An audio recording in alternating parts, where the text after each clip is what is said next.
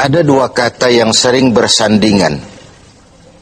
Kita kenal betul kata itu, yaitu hak dan kewajiban. Kewajiban adalah sesuatu yang harus kita laksanakan. Hak, sesuatu yang harus kita terima. Keduanya berjalan pada alur keseimbangan. Bahwa ada orang yang lebih mengutamakan kewajibannya dan tidak begitu memikirkan haknya, kita katakan itu orang bijak. Ada orang yang menuntut haknya sesuai dengan kewajiban yang dia laksanakan, kita katakan itu orang yang adil. Ada orang yang hanya tahu hak, menuntut hak, tapi tidak pernah melaksanakan kewajiban, kita sebut itu orang yang tidak tahu diri. Muslim bersaudara. Islam membebaskan kita dari ras diskriminasi. Persaudaraan itu diikat dengan nilai akidah, melintasi geografis, melintasi etnis. Dari manapun orang datang, apapun warna kulitnya, dari suku apapun ia dilahirkan, kalau akidahnya sama, itu saudara kita sebagai sesama muslim. Di dalam menjalin persaudaraan sesama muslim itu ada hak-hak saudara kita yang harus kita berikan kepada mereka. Artinya kewajiban kita memberikan hak itu kepada mereka. Apa hak itu?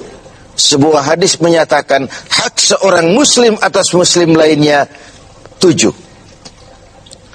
Yang pertama, al-ijlalu lahu fi ainihi.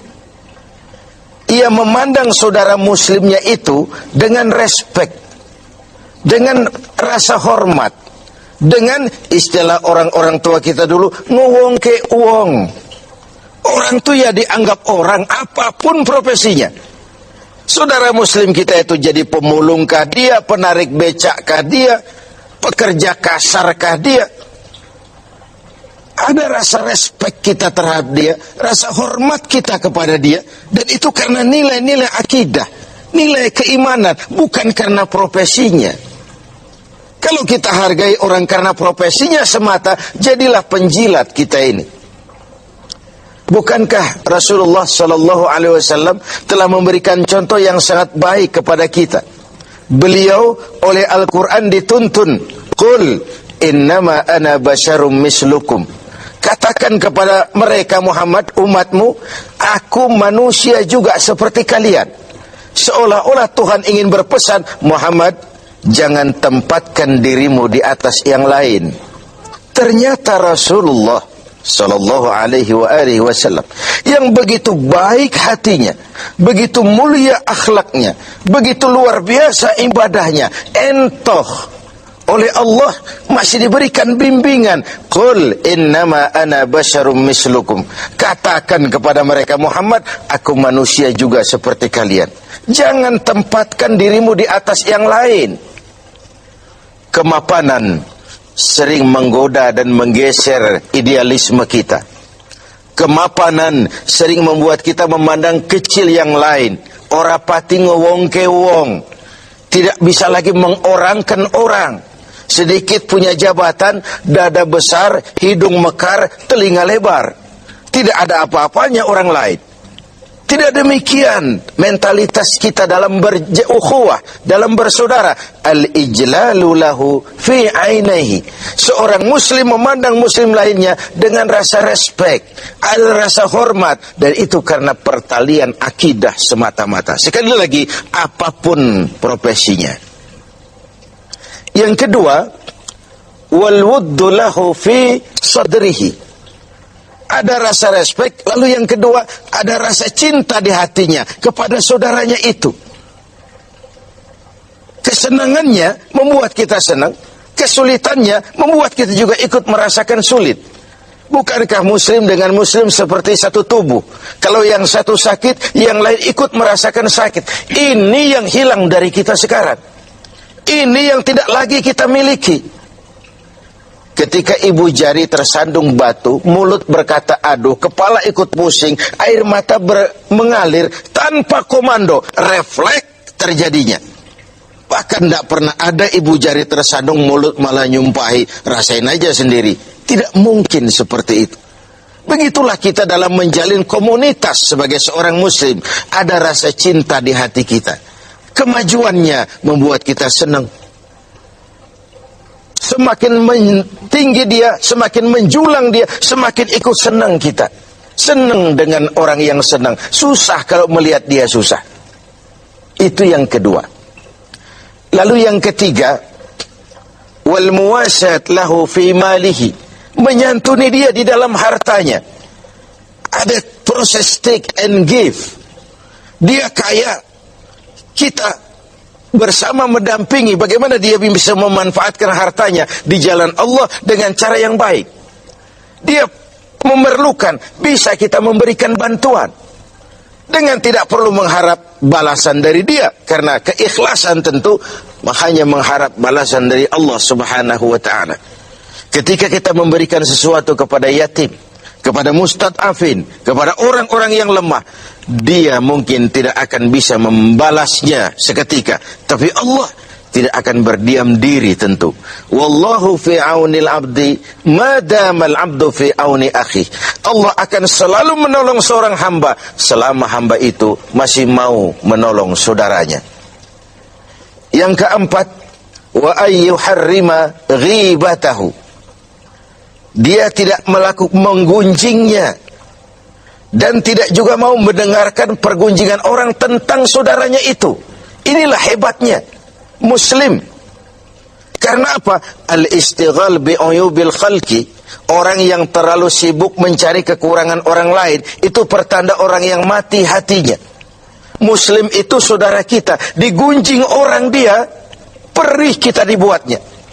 Jangankan lagi menggunjing, ikut mendengarkan saja gunjingan orang tentang saudara kita itu, kita membatasi diri. Maaf, saya tidak ikutlah, saya keluar saja kalau ini yang kita bicarakan. Bukankah kita lebih suka jadi tukang kipas? Kalau ada orang ngomongin orang, walaupun kita nggak tahu, kita ngomporin, kita ngipasin, dan begitu seterusnya. Akibatnya, aib orang, celah orang, kita buka-buka. Padahal muslim dengan muslim satu tubuh, terbuka auratnya, ikut malu kita bersama. Pemirsa TV 7 yang berbahagia, karena itu hak dia untuk tidak digunjingkan, kewajiban kita untuk tidak menggunjingkan, bahkan tidak juga suka mendengarkan dia digunjingkan juga oleh orang lain. Yang kelima, wa ayyauda fi maradih. Kalau dia sakit, jenguk. Ini pun sudah langka sekarang ini. Silaturahmi. Kedatangan kita saja sudah merupakan obat. Doa kita sudah memberikan sugesti bagi proses penyembuhannya. Karena apa yang tidak kita suka terjadi pada diri kita, jangan juga lakukan itu pada orang lain. Apa yang ingin orang lain lakukan terhadap kita, harus juga kita mau melakukannya kepada orang lain. Kalau kita ingin dihormati, belajarlah menghormati orang lain. Kalau kita ingin didengarkan pembicaraan kita, suka jugalah mendengarkan pembicaraan orang lain. Ada proses take and give dalam kehidupan ini. Yang keenam, wa ayyu syai'a janazatahu. Kalau berpulang dia, meninggal dunia dia, antarkan jenazahnya. Antarkan jenazahnya, kesempatan terakhir menuju tempat peristirahatannya yang terakhir. Lalu yang terakhir, wa alla yaqula lahu ba'da mautihi illa khairan. Setelah wafatnya tidak ada pembicaraan lagi tentang saudaranya itu kecuali yang baik-baik saja. Tidak lantas setelah saudaranya meninggal, oh dia memang hutangnya di mana-mana itu. Oh di sana nipu, di sini nipu. Tidak. Setelah saudaranya tidak ada, meninggal, pembicaranya hanya tentang yang baik-baik saja dari saudaranya itu. Begitulah hak saudara kita yang harus kita berikan. Begitulah kewajiban kita yang harus kita laksanakan. Innamal mar'u ahadisun ba'dahu fakun hadisan hasanan liman wa'a. Manusia akan jadi pembicaraan setelah dia tidak ada. maka berusahalah kau menjadi pembicaraan yang baik bagi orang-orang yang kau tinggalkan.